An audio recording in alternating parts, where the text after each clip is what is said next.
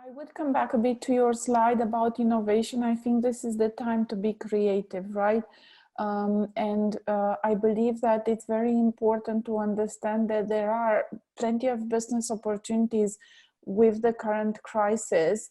And we've seen some of our ecosystem pivot, as you mentioned, to really maybe at least survive, if not thrive under the current circumstances, by also doing the right thing. As you were mentioning before, you know, automotive companies or I don't know, let's say manufacturers switching to providing healthcare accessories or ventilators or things like that. So I believe that with services, we can even be more creative, just because our whole business is about knowledge and knowledge sharing and information and shared experiences and best practices.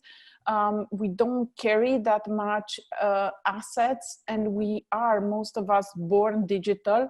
So I believe that we can easily adopt creative ideas. I was reading a study that was just put out by Marketo a couple of days ago, and it was saying that creativity is the feature that's going to be most important in marketing over the next 5 years.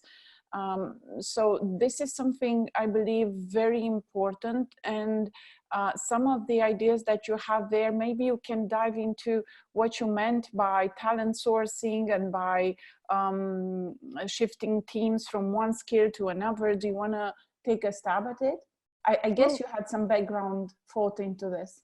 Well, I mean, I don't have too much. I mean, I think in terms of shifting teams, I think more in terms of you know, a videos company at Wayfair, where we're talking a couple of conferences back about, while they have some very specific skills they market very directly, those skills have underlying expertise that maybe they could market to you know, keep their teams working.